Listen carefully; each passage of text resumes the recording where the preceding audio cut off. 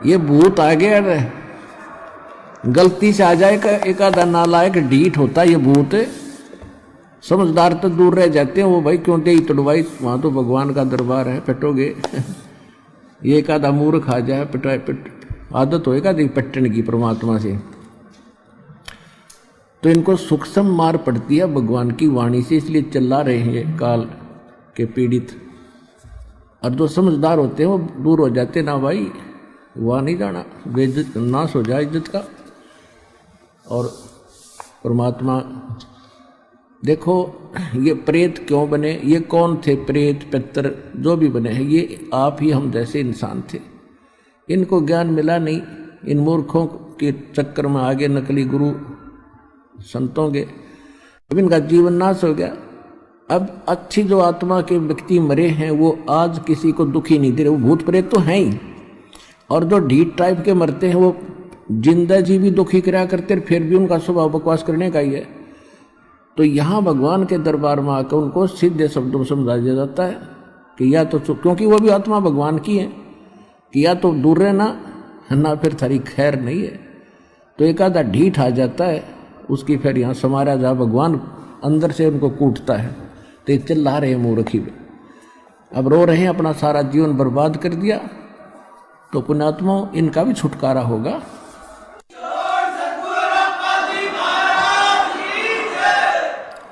अब इनका भी उद्धार होगा, क्योंकि भगवान की वाणी तो सब पे असर करेगी। उसके बच्चे सारे हैं, जीव जंतु, चिट्टी, हाथी, पशु पक्षी, भूत प्रेत, पितर देवता, ब्रह्मा विष्णु महेश, ये सारे उसी कबीर भगवान के बच्चे हैं। और उनका उद्देश्य सभी का उद्धार करना है। और जो सच्चे दरबार में आकर फिर भी बकवास करें, जैसे कोई चोरी करता है या कोई इस तरह के भूत प्रेत बकवास करता, तो उनको भयंकर यातना मिलेगी फिर भगवान के दरबार में, और इस जीवन में उनको बहुत कष्ट उठाना पड़ेगा। तो इसलिए अब ध्यान से सत्संग सुनो। अब क्या कहते हैं, राजा डूबे मान में पंडित चतुराई रे, और ज्ञान गली में बंक है तन दूर मिलाई रे। राजा को यानी थोड़ी सी पोस्ट किसी के पास प्राप्त है, सुख का सांस है, टाइम पर टूक मिल रहा है, कोठी कार है, और शाम ने घूटी लाने की माया फालतू मिल जाती है, तो उनको तो अभिमान गणा हो गया, वो तो मालिक के निकट इसलिए नहीं आते। और पंडित जो गुरु पद पर विद्यमान है, उनमें चतुरता गणी आ गई, उनका स्वार्थ हो गया दुनिया को ठग के मूर्ख बनाकर अपने पीछे लगाने का। राजा डूबे मान में पंडित चतुराई रे, ये ज्ञान गली में बंक है तन धूर मिलाई रे। उस साहेब को याद कर जिन सौंज ये सब सौंज बनाई रे, और देखत ही हो जाएगा पर्वत से राई रे। कहते उस परमात्मा को याद कर, तत् ब्रह्म को। गीता अध्याय नंबर 7 के श्लोक नंबर 29 में गीता ज्ञानदाता कहता है, गीता ज्ञानदाता कहता है कि तत्व ज्ञान के प्राप्ति के उपरांत, तत्वदर्शी संत की प्राप्ति के उपरांत उनको ये ज्ञान हो जाता है कि उस परमात्मा की भक्ति करनी चाहिए। तत्ब्रह्म कहते वो प्राणी केवल जो जरा और मरण से छूटने के लिए प्रयत्न कर रहे हैं। जरा माने बुढ़ापा, वृद्धावस्था का कैर, और मरण मृत्यु।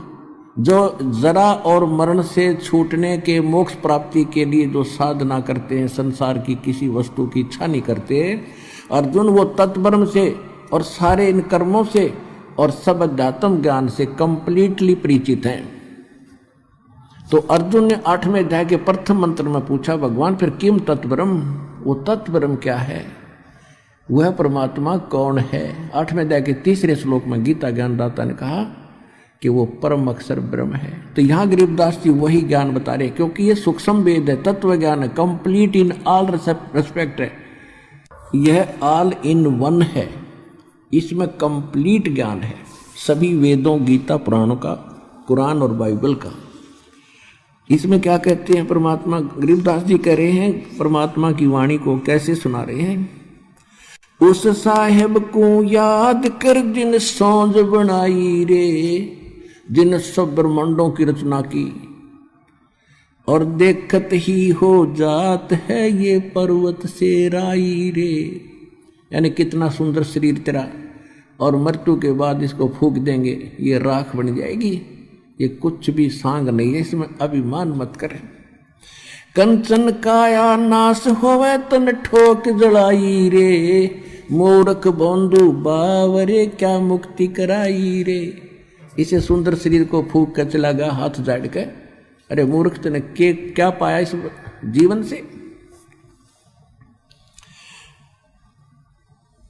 चमरा जुल्हा तर गए और छिपा नाई रे, गणका चढ़ी विमान में सुरगापुर जाई रे।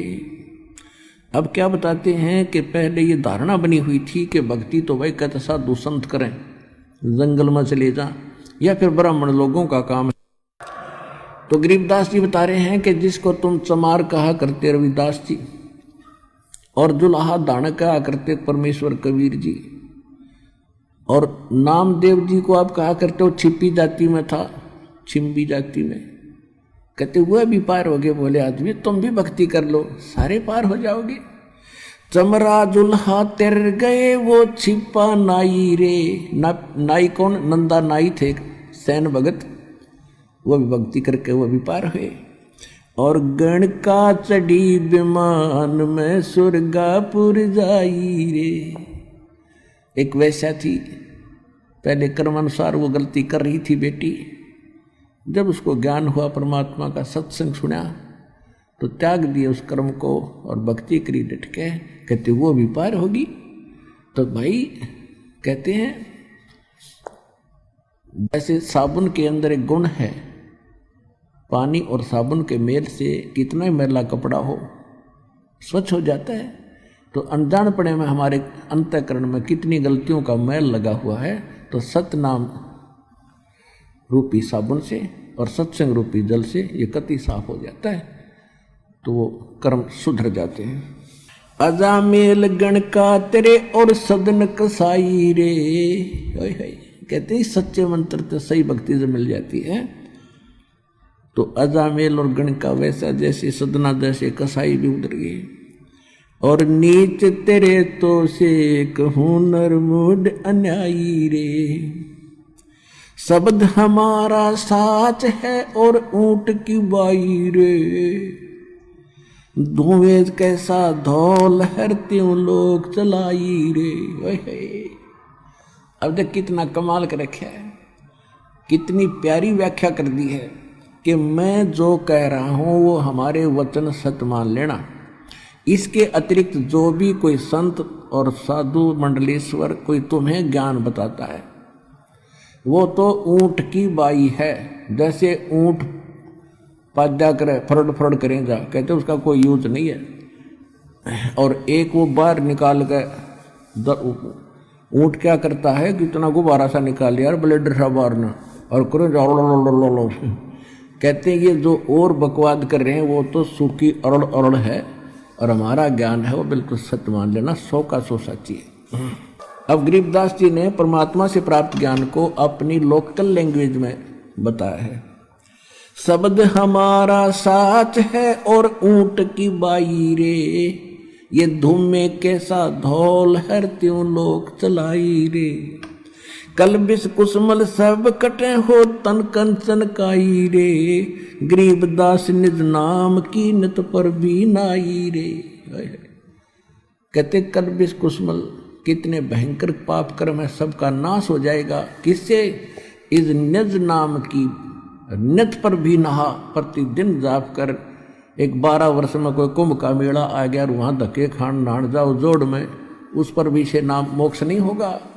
गरीबदास निज नाम की नित पर भी नाई रे। भजन कर राम दुआई रे, भजन कर। और फिर क्या बताते हैं? लेखा देना रे धनी के लेखा देना रे।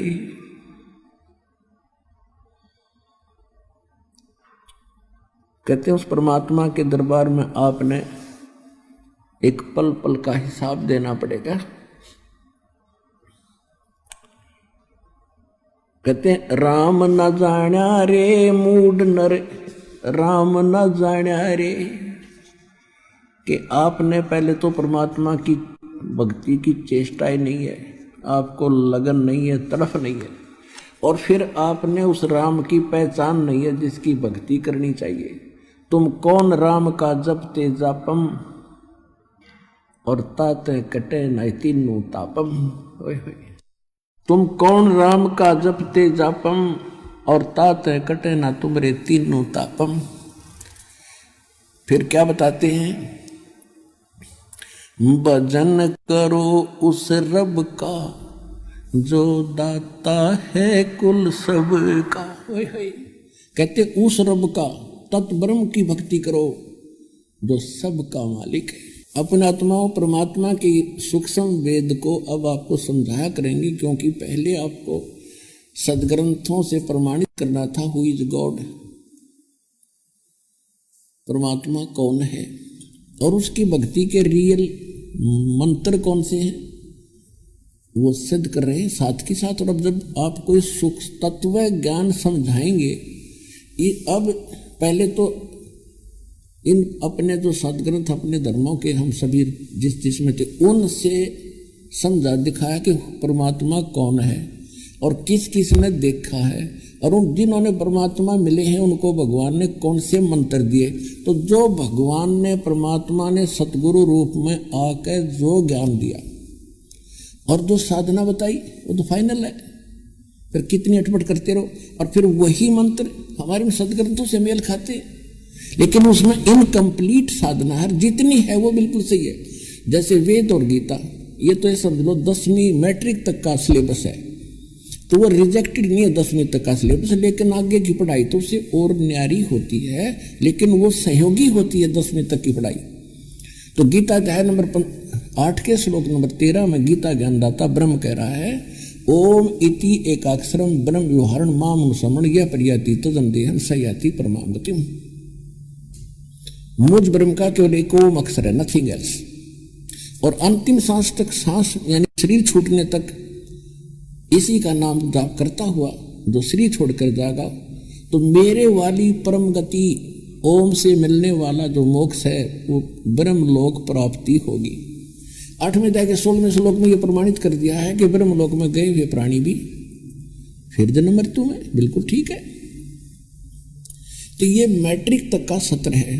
इससे आगे की पढ़ाई 4थे अध्याय के 35वें श्लोक में गीता ज्ञानदाता कहता है कि अर्जुन, इन यज्ञों माने धार्मिक अनुष्ठानों की विस्तार पूर्वक जानकारी परमात्मा स्वयं अपने मुख कमल से आकर बोलता है, उसमें कंप्लीट होता है विस्तार, और वो तत्व ज्ञान है, और वो ऐसा ज्ञान है काम करते करते उसका सब साधना करनी होती है, उसमें कोई और व्यवस्था नहीं है।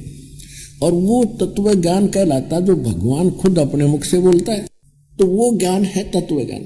गीता अध्याय नंबर 4 के श्लोक नंबर 34 में कहा कि उस तत्व ज्ञान को तो तत्वदर्शी संतों के पास जाकर समझ, उनको दंडवत प्रणाम करने से, सरलता पूर्वक कपट छोड़कर प्रसन्न करने से वह तत्वदर्शी संत तुझे उस परमात्म तत्व का ज्ञान कराएंगे।